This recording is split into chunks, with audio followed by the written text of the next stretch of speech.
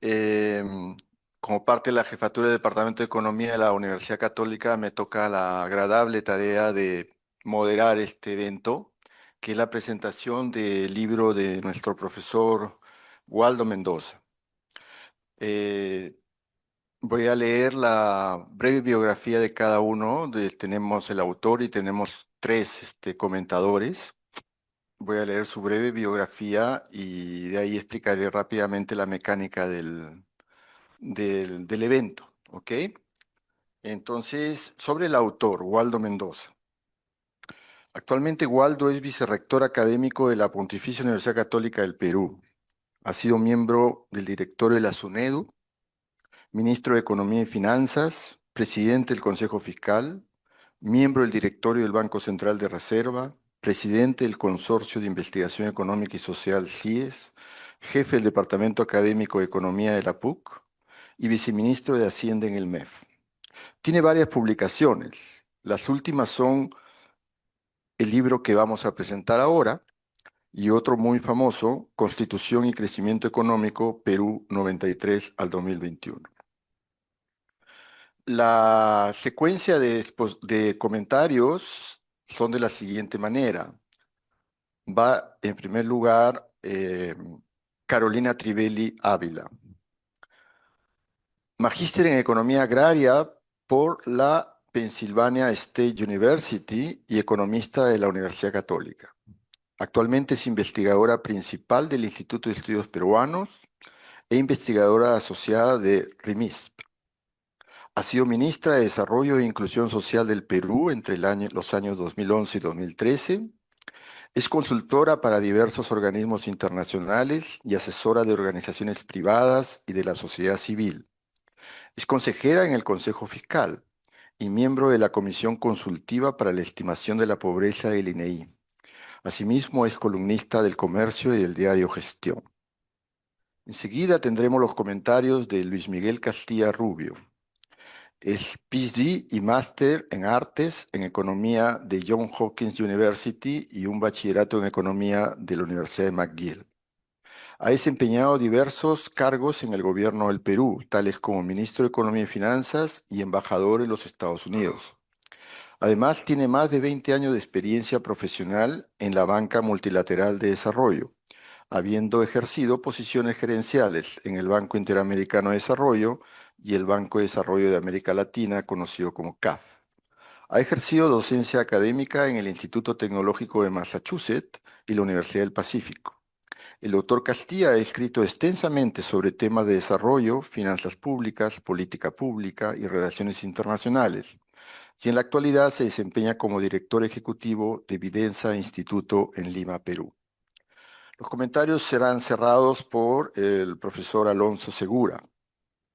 Alonso es presidente del Consejo Fiscal del Perú, es economista por la Pontificia Universidad Católica del Perú, magíster y candidato a doctor en economía por la Universidad de Pensilvania.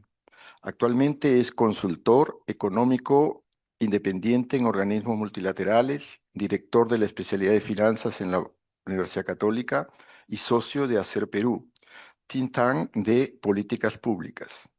Ha sido ministro de Economía y Finanzas entre 2014 y 2016, donde previamente fue jefe de gabinete de asesores.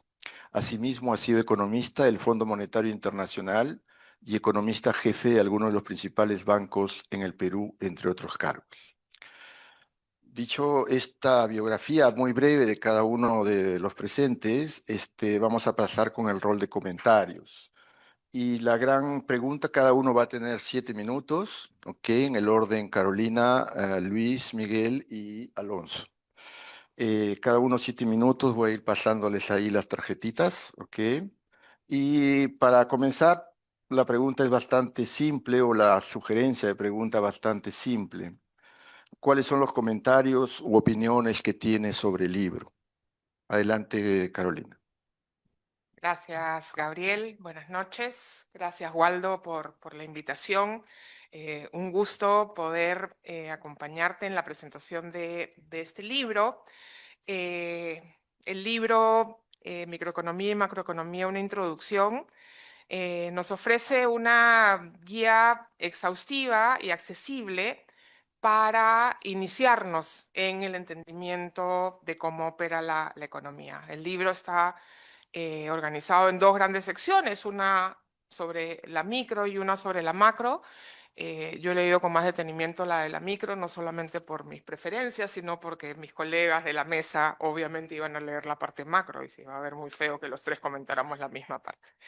En la parte de microeconomía, el libro hace un recorrido de las teorías básicas del comportamiento de los individuos y las empresas, de las teorías del consumidor, de las estructuras del mercado.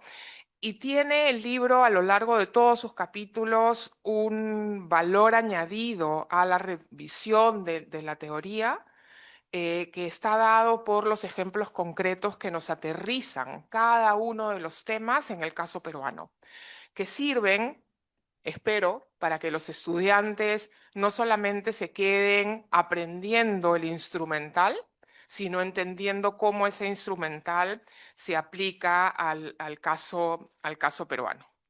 Pero quiero hacer tres comentarios en los 6 minutos seguramente que Gabriel me va a permitir. El primero es un pedido de un añadido para la siguiente versión, porque siempre hay que hacer alguna crítica a los libros que uno presenta antes de decir todas las maravillas que trae. Y la crítica es en el capítulo 1, que se hace una revisión del Perú, dónde está el Perú, la economía peruana, pero es solo macro. No tenemos nada micro, no hay personas, no hay informalidad, no hay empresas de distinto tipo, no hay los problemas de desigualdad y de pobreza que creo que ayudarían mucho a situar muchos de los ejemplos que tan acertadamente has escogido a lo largo de cada uno de los capítulos. Entonces, te invito a que tu capítulo 1 tenga un 1.2 y que tenga una mirada de la micro en el Perú, donde las personas estén muy presentes. Mi segundo comentario, y este es mi comentario central, es que este libro tiene una fortaleza distintiva. Este libro es un manual pensado en la enseñanza. Tiene un fin pedagógico, no es un libro de consulta. Y muy rara vez los libros de economía tienen este esfuerzo de convertirse en un instrumento pedagógico para el estudiante. Está muy pensado en el estudiante, no en el maestro, no en lograr ser un libro destacado particular para el autor, sino está centrado en el estudiante. Y creo que eso es una cosa que muy pocas veces vemos, en particular lo vemos poco en los textos que escribimos los economistas. Entonces, quiero comenzar felicitando eso y creo que como está estructurado el libro, justamente asegura que se cumpla este fin pedagógico. Ofrece conceptos, ofrece teoría, ofrece la aplicación, la versión matemática, pero luego ejemplos concretos, ¿no? Que permiten aterrizar esa discusión con la vida cotidiana de cada uno de los estudiantes. Esa sensibilización de los ejemplos cotidianos y de la parte gráfica y matemática facilitan una comprensión de los temas tratados que le dan esta versión completa del efecto pedagógico.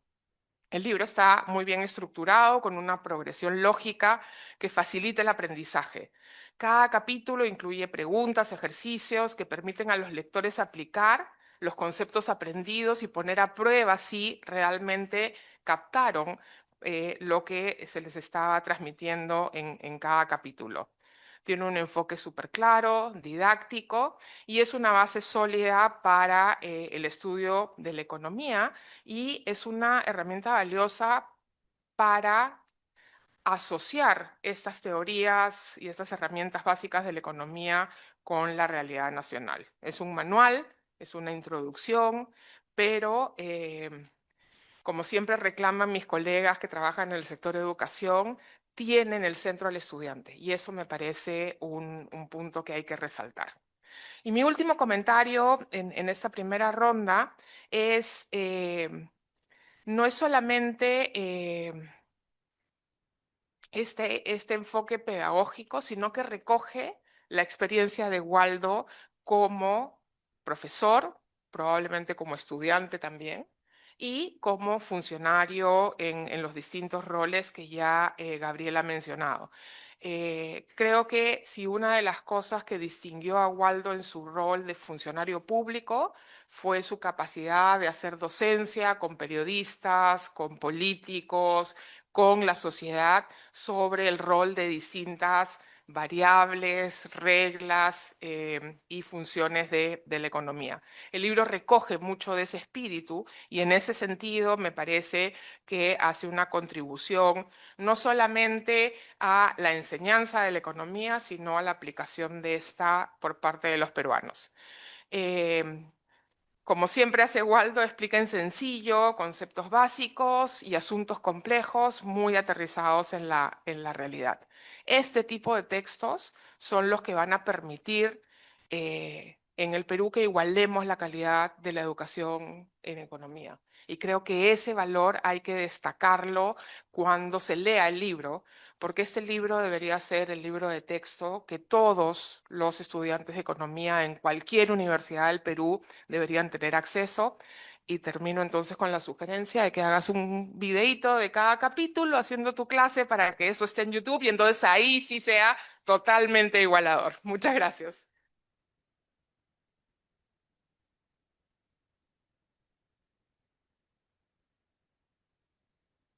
Muchas gracias, Carolina, exacta con el tiempo. Luis Miguel.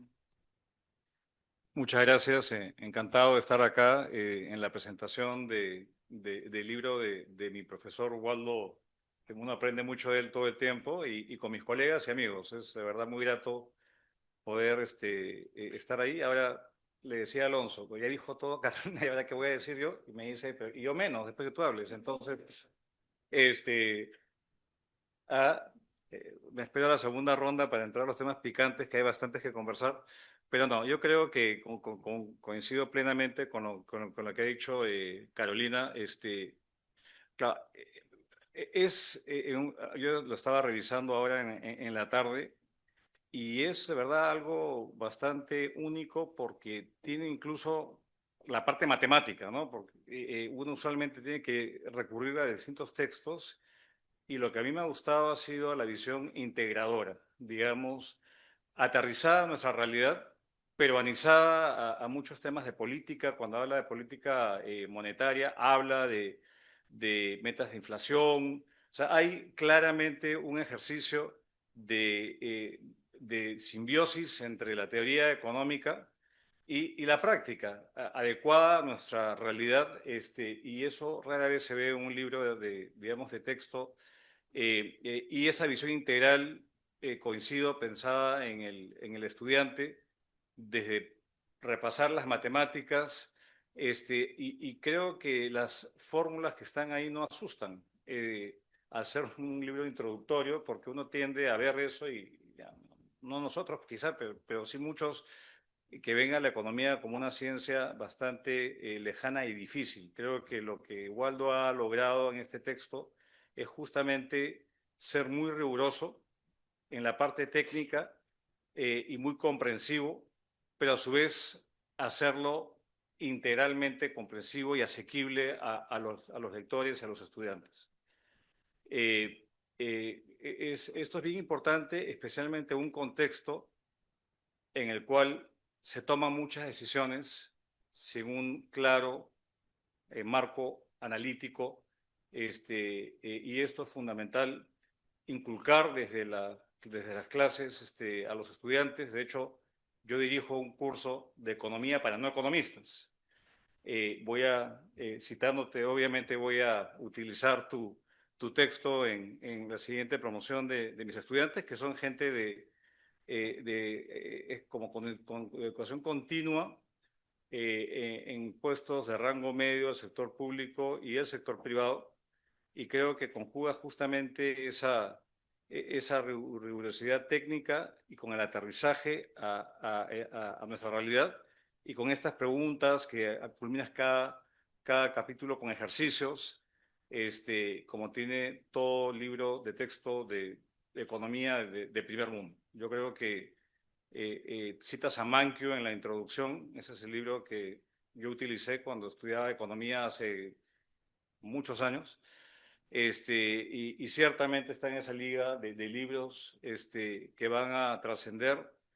Yo no sé, Waldo, cuándo escribes estos libros, eres rector de académico de la Católica, opinas en los medios de comunicación y tienes una recatafila de libros, y a la vez muy activo en nuestra mutua Ayacucho. Los dos somos ayacuchanos, los tres somos ayacuchanos, de hecho, así que no solamente economistas, sino ayacuchanos y muy orgullosos de ese legado. Entonces, nada, yo, ya que me dijo todo, no era repetitivo, voy a hacer corto, un excelente libro, y recomendado a todos los que quieren entender esta ciencia, y esto es fundamental para darle un contexto y una claridad analítica a los que estudian economía, porque esta es una ciencia, digamos, social que requiere tener una sólida base técnica, y eso, y conceptual, y eso lo brinda el libro del profesor Waldo Mendoza. Y nuevamente, para cerrar, creo que esa labor que tú haces, yo, la verdad, en mi experiencia, tú eres el economista, Waldo, más claro cuando habla con los medios de comunicación, porque estás enseñando. Tú no pontificas, no sermoneas, sino estás enseñando, estás dando, digamos, estás aplicando tu rol de docente a todo nivel. Y creo que eso también se refleja en tu contribución a los estudiantes de economía. Ojalá que te lo lean, porque últimamente en el MEF no saben mucho de economía. Ojalá que lo lean, y nuevamente felicitarte y agradecerte por esta invitación acá al lanzamiento de tu libro. Muchas gracias.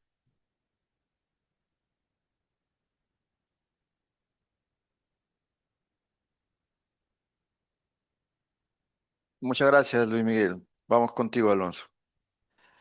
Bueno, muchas gracias. Es un placer estar acá con amigos de mucho tiempo antes que colegas. Y bueno, sí, ya no me queda tanto que decir, así es que voy a tratar de entrar un poquito más en detalle, ¿no? Y con respecto a tu frase cierre, ojalá que lo entiendan también, que es otro punto. Pero bueno, vamos. Eh, Creo que ya se dijo bastante. Voy a tratar de ponerme el gorro de un potencial usuario o un usuario del libro, como profesor de cursos de la universidad, tanto a nivel de pregrado como de diplomaturas y de posgrado, ¿no? Y es un libro que va a ser muy útil, porque es un libro que, como decía Carolina, se enfoca en el alumno, lo que requiere el alumno, pero se enfoca también en las características particulares del Perú, ¿de acuerdo? Es un libro que trata de modelar, o modela muy bien más que tratar, cómo funciona la política económica en el Perú. Porque lo que uno encuentra en los libros que usualmente están disponibles, encuentra los modelos clásicos, por ejemplo, ISLM, y tanto en la parte de política fiscal como política monetaria, en realidad no están customizados a los instrumentos que se usa en el Perú actualmente, ¿no?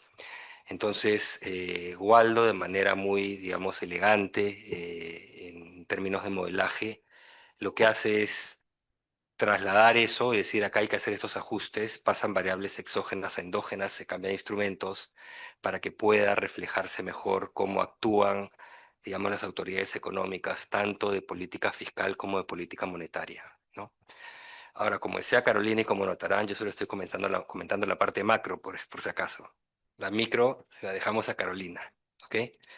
Y entre la macro, también la primera parte macro, disculpa Waldo, pero no, yo me concentré en la parte de policy, o sea, un poquito más a la mitad de macro para el final, ¿ok? Entonces, es un libro que realmente va a ser bastante útil para poder enseñar las particularidades de cómo se enseña la política fiscal y la política monetaria en Perú, ¿no? Entonces, por citar un ejemplo, en política fiscal, lo que uno normalmente asume, o en la parte, digamos, macro que concierne al sector fiscal, uno asume que el gasto público es exógeno y se determina, digamos, lo determina el gobierno a voluntad, ¿no es cierto? Pero en el Perú, si bien últimamente parece que es así también, ¿no? Creo que vas a tener que adecuarlo, Waldo, a que el gasto nuevamente regresa a ser determinado, sin ningún tipo de criterio, lo que hace dice, bueno, pero supuestamente en el Perú rigen reglas fiscales. Entonces, si rigen reglas fiscales, la política fiscal tiene que respetar esas reglas. Entonces, ¿qué implica eso? Que se cambian las variables de decisión de política y se cambian cuáles son las exógenas y endógenas. Entonces, lo que hace es modifica el modelo y dice, bueno, acá el instrumento es los impuestos y el gasto tiene que responder a la dinámica de ingresos para cumplir con una regla fiscal. Dicho ese paso, llevan varios años que no cumplimos la regla fiscal, o sea que tienes que hacer una extensión a tu libro diciendo, esto era, ahora ya no tanto, ¿no? Entonces, ese es un ejemplo. En el caso de política monetaria, lo mismo, porque normalmente si van a distintos esquemas o regímenes monetarios que se usan en el mundo, el modelo base es un modelo monetario que usa los agregados monetarios, ¿no? Que controla agregados monetarios. Pero en Perú, el esquema de metas de inflación lo que hace es utiliza la tasa de interés como instrumento enfocado en brecha de precios. Entonces, de alguna manera tienes que invertir el modelo y eso es lo que hace Waldo en el libro, ¿no?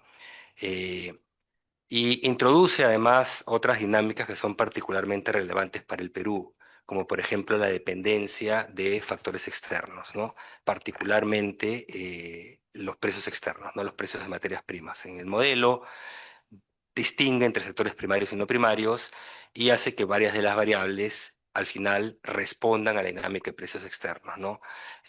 Inversión, ingresos públicos, etcétera, etcétera, ¿no? Entonces, eso refleja de manera más clara cuáles son los canales de transmisión que funcionan en la economía peruana, ¿de acuerdo? Entonces, desde el punto de vista de un profesor, este libro es muy útil porque uno no tiene que estar derivando por fuera otros tipos de modelos, otras ecuaciones para decir, bueno, en Perú en realidad funciona por acá, porque ya está en el libro, ya se puede contrastar y ya se puede explicar mejor, ¿de acuerdo? Yendo un poquito más a detalle, es un libro muy útil. No sé, creo que he dictado todos los cursos de macro de la Católica, de estudios de economía, introducción a la macro, creo que macro 2 nos han dictado, política económica y en diplomaturas, etcétera, etcétera. Creo que el único en que no se ajustaría es básicamente quizás el primer curso de economía por la matemática, ¿no? Los estudiantes cuando recién entran a la universidad no tienen necesariamente ese conocimiento que no es tan complicado, pero hay algún tipo de carga matemática. Pero a partir de ahí el libro es bastante útil, ¿no? Como para un segundo curso introductorio, pero también incluso si uno va al final para un curso de política económica, ¿no? ¿Por qué? Porque ya está todo plasmado en ecuaciones y es fácilmente adaptable a distintas dinámicas, ¿no? Entonces, y en diplomaturas ni qué decir, porque puede permitir sofisticarlo más si es que es un curso de posgrado para economistas, digamos, pero también permite que sea bastante intuitivo para, digamos, profesionales que tienen que llevar algún curso de economía, pero que no son, digamos, expertos en economía. Entonces es un libro realmente útil. Ya comentaré algo sobre las posibles extensiones y las críticas en la siguiente ronda. Ya yo soy más cortés que Carolina, lo dejo para la siguiente, ¿no? Pero realmente felicito a Waldo y es un libro como, igual como es él cuando lo hace, digamos, verbalmente, oralmente, es un libro con una claridad expositiva muy grande, ¿no? Entonces se deja leer muy fácil, ¿no? Entonces, felicito a Waldo, es un libro que va a ser realmente muy útil para usarlo en distintos cursos, en distintos niveles.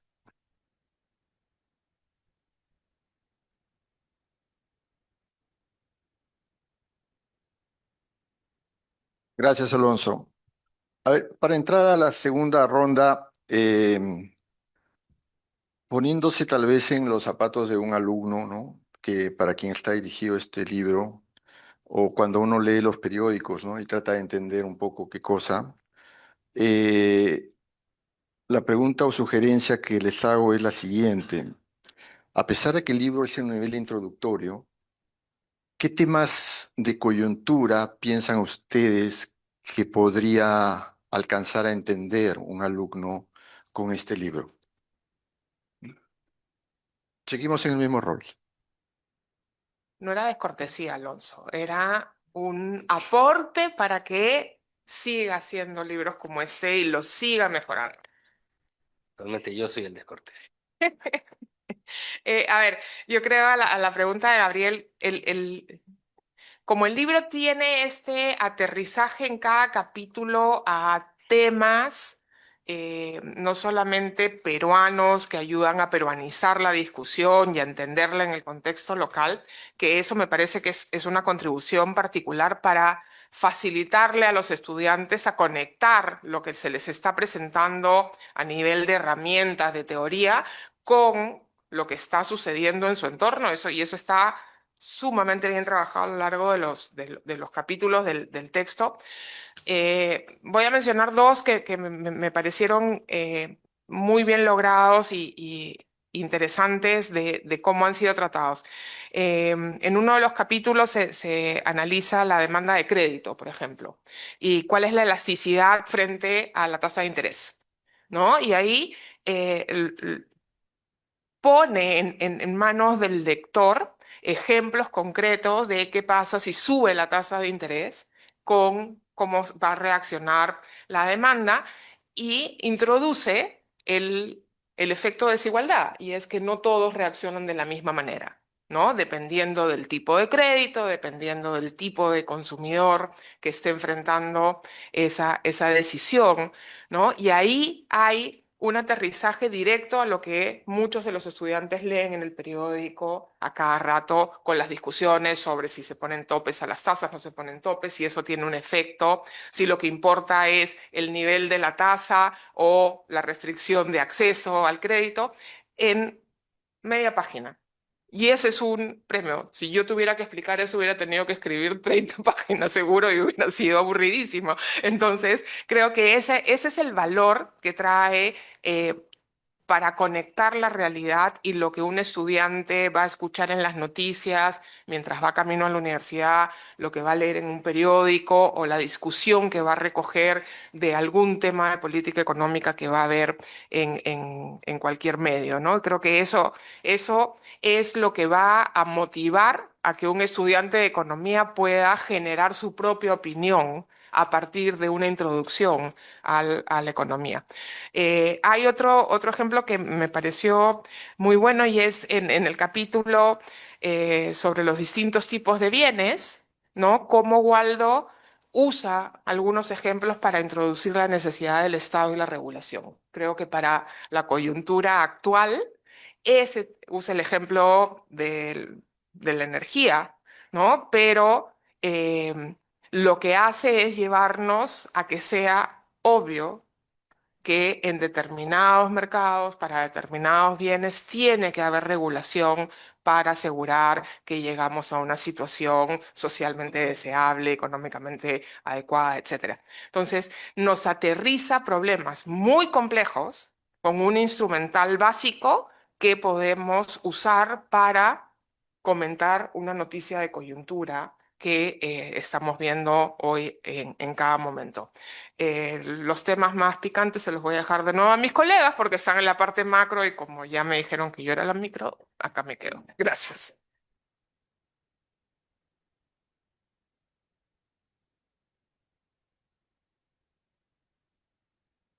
Muchas gracias, Carolina. Luis Miguel.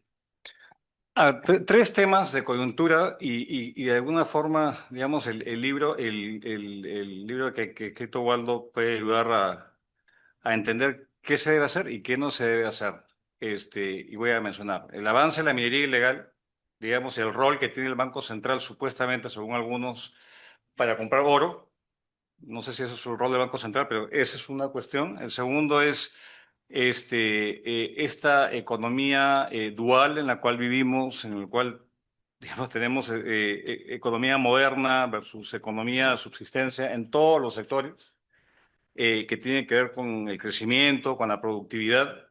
Y lo tercero, y me estoy metiendo a fueros de Alonso, pero no importa, que tiene que ver con la institucionalidad fiscal que se está viendo mermada y erosionada, lamentablemente, en la fecha, y lo estamos viendo día a día, y yo creo que de alguna forma esos tres temas son de coyuntura, son muy importantes, y uno para entender el rol del Banco Central, el rol del Ministerio de Economía y en general crear las condiciones para crecer más, tiene que ver con las diferenciales de productividad en una economía dual. Y voy a rápidamente, en un par de minutos, hablar de cada uno de los temas. Eh, A ver, cuando uno estamos claramente, y uno de los principales problemas que enfrenta el país, creo yo, es el avance de economías ilícitas, en particular auríferas, y mucho tiene que ver con la comercialización y mucho tiene que ver con la trazabilidad, como hemos visto, y he escuchado desde mi época y hasta el día de hoy propuestas para darle rol al Banco de la Nación, a alguien que compre ese oro, pero incluso al Banco Central.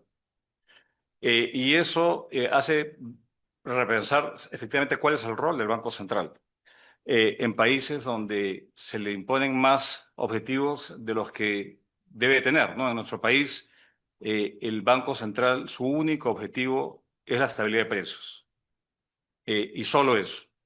Hace otras cosas, pero ese es lo central. Entonces, y creo que al hablar de las metas de inflación, y la necesidad de tener una política monetaria creíble, y las expectativas futuras de inflación que determinan digamos, la fijación de tasas de interés. Eso es el rol, política monetaria pura y dura. Eso tiene poco o nada que ver con ese nuevo rol que se le quiere poner a una entidad que ha sido clave en la estabilidad macroeconómica del país los últimos, digamos, 20, 30 años. Yo creo que eso permite clarificar, no hay que desvestir un santo para vestir a otro y acabar arruinando algo que funciona bien. Entonces, primera, como aplicación de tema de coyuntura a un tema que se trata en el libro, digamos, de cierta forma. Lo segundo tiene que ver con, digamos, lo que vivimos en un país donde parecemos como en dos dimensiones, ¿no? Yo pues, recuerdo una presentación, yo fui a Puno y mostraba como una palanca del crecimiento los proyectos de irrigación en la costa, la agroexportación, los arándanos, y los puneños me decían, pero eso qué tiene que ver con mi realidad. Acá mi realidad es de parcela de 5 hectáreas, una realidad absolutamente distinta. Entonces, ¿cómo diseñar intervenciones que sean canalizadas a estas diferenciales de productividad que tenemos en el país? Y sabemos que esa es la única forma de asegurar un crecimiento a largo plazo. Y creo que son esos temas cuando ahora lo que escuchamos es en el Congreso nuevamente ley de ampliación de incentivos tributarios, una nueva ley de promoción agraria, por ejemplo, que de hecho Waldo en su momento tuvo, creo yo, el talante de decir hasta acá nomás el beneficio tributario, son 20 años, ahora hay que reducirlos, digamos, como corresponde.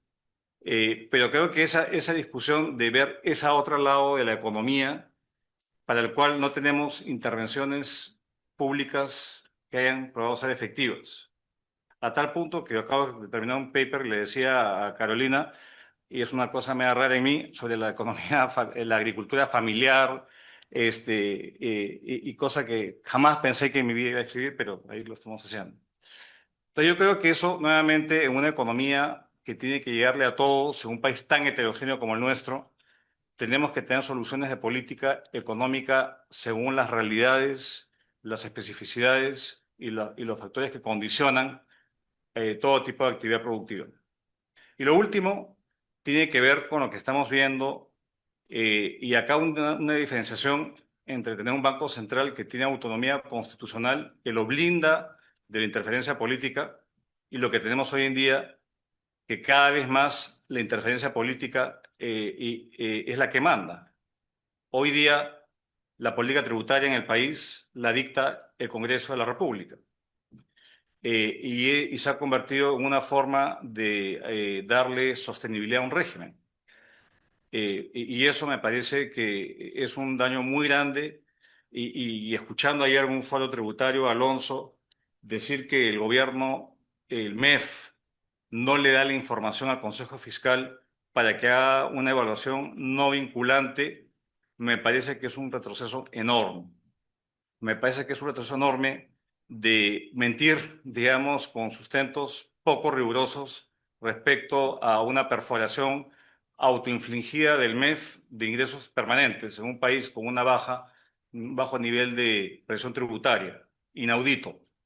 Y todo esto porque el móvil es político, el móvil no es técnico, eso no está en el libro, porque son otros los móviles que están hoy día teniendo una dominancia en la Trinidad de tener un MEF, tener unas reglas fiscales y tener un consejo fiscal que efectivamente blinde al manejo fiscal de la interferencia política en extremo, cosa que se ha venido lamentablemente erosionando.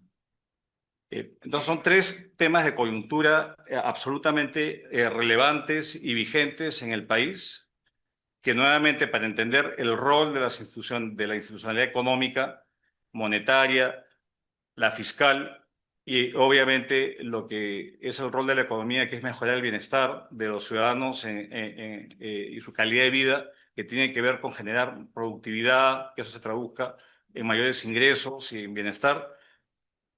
Son temas de coyuntura, pero uno si quiere entender qué hacer y qué no hacer, creo que los elementos están en el libro del profesor Waldo Mendoza. Y creo que eso es el aporte también de no pensar de que esto es lejano y divorciado de temas de coyuntura. Todo está conectado. Y si queremos racionalizar y darle sentido, no podemos perder de vista que hay un marco conceptual, hay teoría económica que no podemos desafiar, y no ser como Trump, por ejemplo, que hoy día desafía la teoría de comercio internacional. Y hoy día el mundo está en desafiar teorías que han sido, digamos, la columna vertebral de desarrollo de muchos países, y eso podría ocurrir acá, ojalá que no sea, pero estamos en ese mundo en el cual tener claridad meridiana de qué hacer y qué no hacer, se torna una tarea fundamental. Así que, nuevamente, gracias, profesor Waldo Mendoza.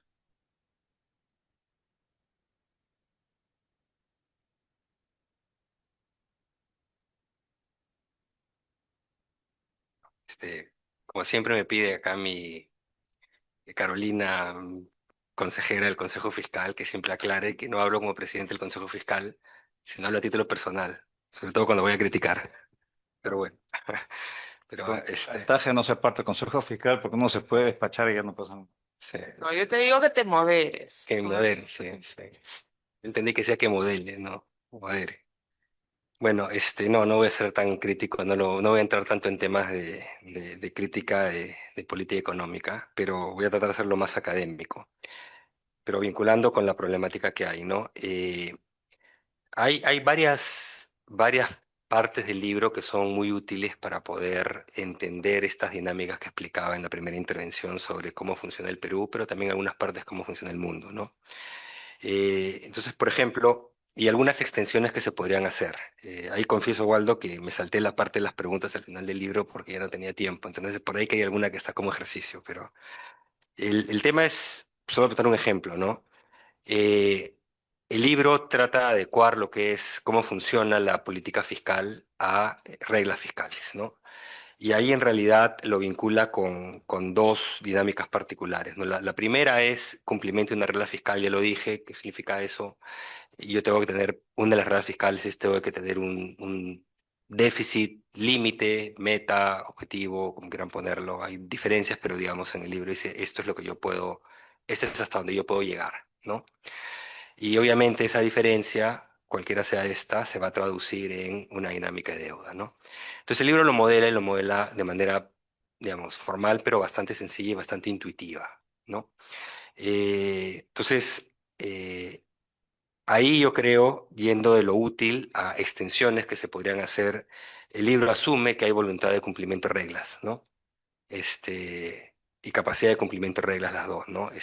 La pregunta es qué pasa cuando no. Entonces, pero por la forma como se presenta, si uno realmente entiende lo que está en el libro, uno puede hacer extensiones de manera muy sencilla, ¿no? Entonces, una extensión fácil podría ser, por ejemplo, ¿qué pasa si quiero implementar política contracíclica, ¿no?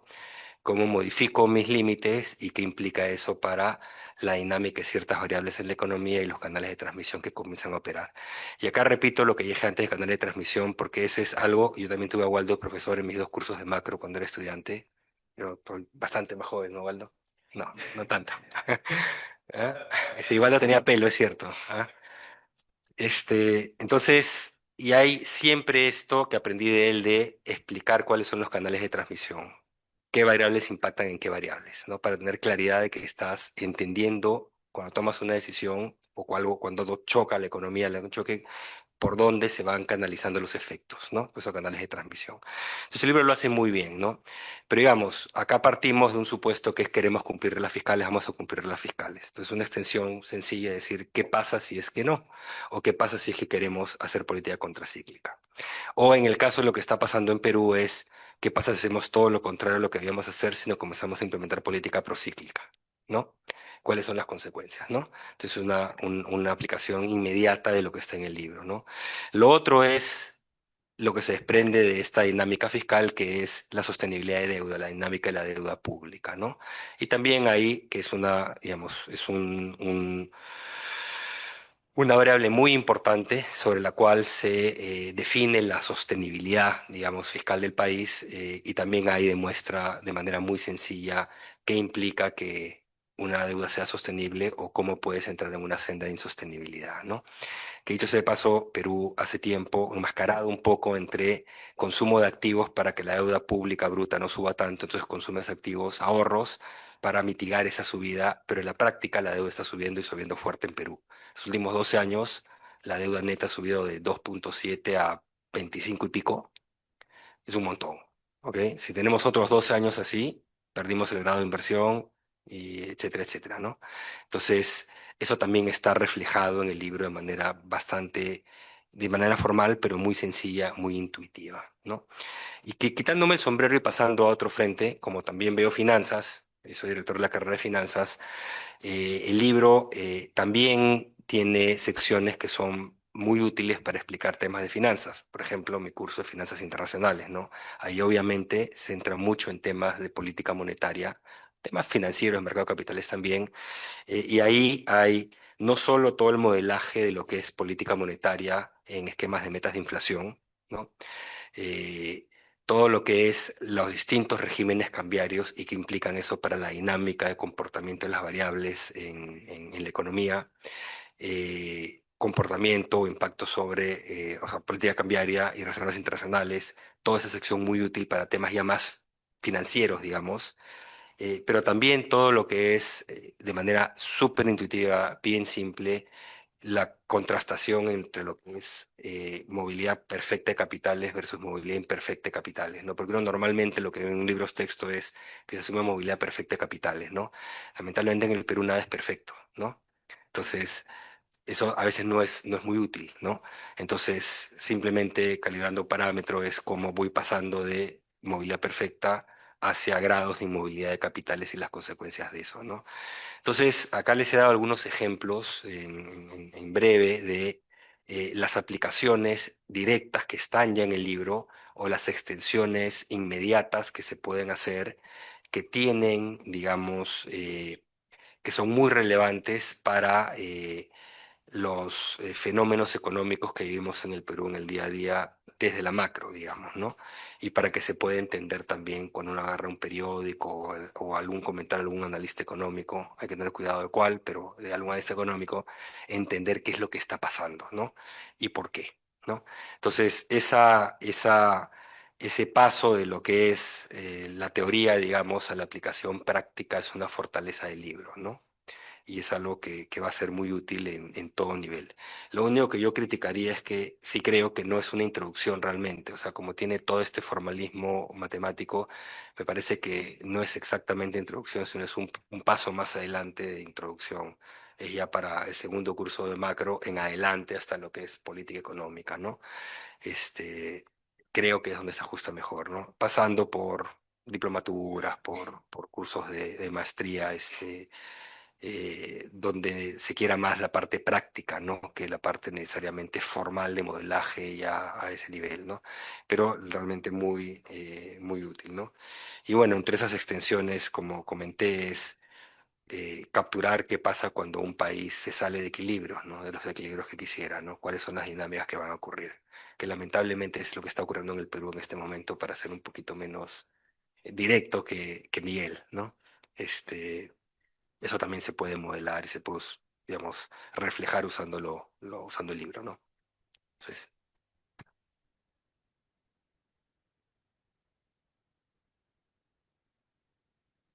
Gracias, Alonso. Antes de dar la palabra al autor, quisiera hacer un pequeño comentario de forma.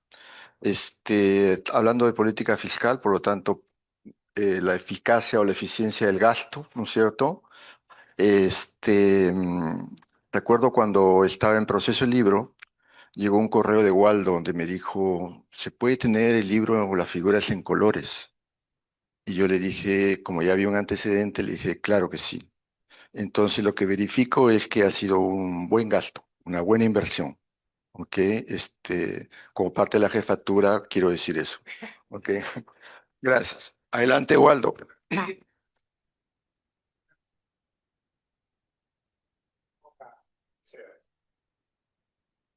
primer lugar, publicidad y me facilitó el financiamiento para hacer esto. En segundo lugar, mis estudiantes de introducción a la economía y de economía que me acompañaron en esta labor hace 8 años, más o menos. En tercer lugar, a los distintos asistentes de dirección que tuve, especialmente en el tramo final, Rafael Vilca, que está por acá, me ayudó de una manera notable. Al Departamento de Economía, que me permitió que mi libro salga a colores, y me proveyó de los asistentes que necesitaba para hacer el libro. Muy, muy agradecido. Al Fondo Editorial, Pati Arévalo siempre está en tercera fila, no se deja ver, pero el trabajo del fondo es pulcro, riguroso, meticuloso, así que muchas gracias, Pati. A los panelistas de lujo, es difícil juntar a estas tres personalidades fácilmente en un panel y les estoy muy agradecido por los comentarios y las críticas. Y a ustedes por acompañarme en esta noche en donde se presenta este libro que me costó casi 8 años hacerlo. Entonces, no es de mis tiempos de vicerrector, sino que viene de más atrás. Quiero aprovechar, voy a tratar de vincular algo en el libro con la cultura macroeconómica. Hay un capítulo 7 que habla de la sostenibilidad de la deuda pública. Hay una variable que es importantísima en el manejo de las finanzas públicas. Es la variable deuda pública como porcentaje del Producto Bruto Interno. Hacia 1989, esta variable estaba en 89% del Producto Bruto Interno. O sea, más o menos como que una familia tiene una deuda que es un 89% de su ingreso de todo el año. Estamos al borde del abismo. La deuda bajó a 50% hacia el 2000, hacia 25% hacia el 2014 y luego ha ido subiendo en parte por la pandemia. ¿Por qué es importante esta variable? Cuando un país quiere endeudarse, debe emitir bonos.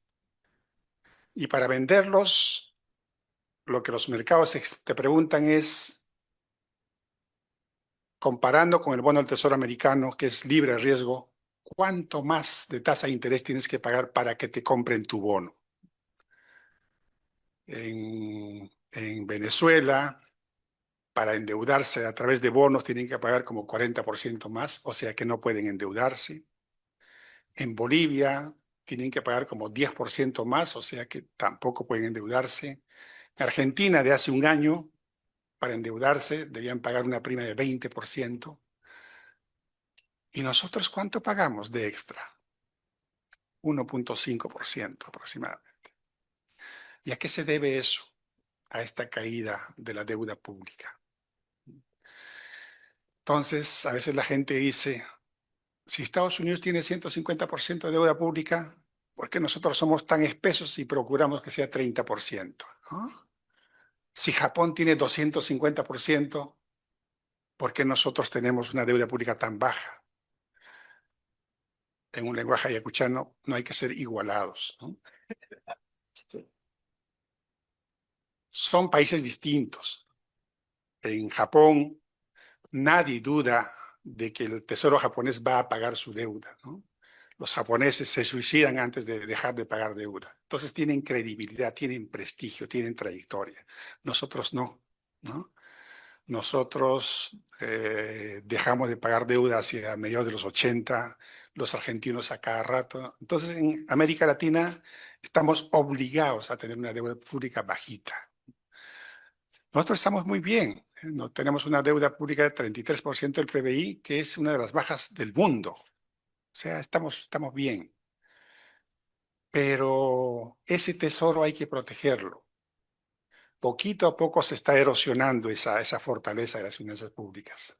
Básicamente porque en los últimos años hemos tenido gestiones fiscales que no son la de libro de texto, ¿no? Que se han desviado del camino. En particular, actualmente se están juntando varios eventos que juntados nos dicen qué pasa en el MEF. Uno, la ley del Foncomún, que significa básicamente lo siguiente. Nosotros pagamos 18% de IGB. Ese 18% va a las municipalidades por Foncomún, 2% a las regiones y 14% al gobierno central. Así estaba hasta hace unos días. Ahora ha cambiado eso. Han dicho, le aumentamos 2% a los municipios, por lo tanto le quitamos 2% al gobierno central. ¿Qué va a pasar?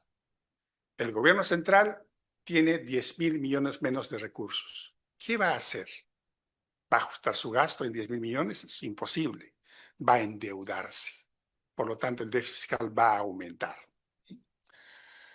La otra medida que se ha dado en los últimos días es el ministro está esperando un crédito suplementario. ¿Qué es un crédito suplementario? Hay un presupuesto aprobado en diciembre del año pasado y ahora el MEF dice, quiero gastar un poco más, le pido al Congreso que me apruebe un crédito suplementario.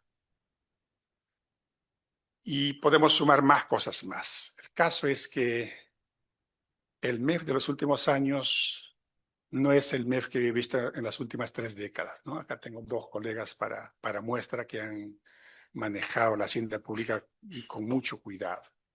Entonces el libro sirve en ese capítulo 7 para decir que si seguimos endeudándonos fuertemente, van a pasar 2 cosas. Por un lado, esa prima de riesgo bajita de 1.5% puede ir subiendo.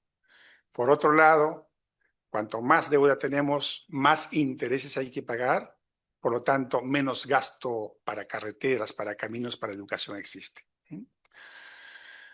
Finalmente, agradecerles una vez más a todos ustedes, a mis colegas economistas, muchísimas gracias, a mi familia que está aquí también, que me dio un medio ambiente apropiadísimo para escribir. Muchísimas gracias.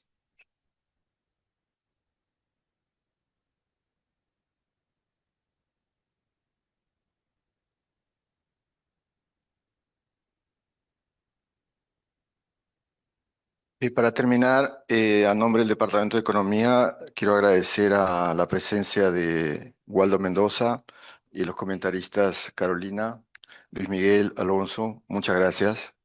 Y gracias a ustedes que se han dado tiempo para venir hoy día. Los invitamos a un cóctel o un brindis afuera del auditorio. Muchas gracias. Hasta la próxima.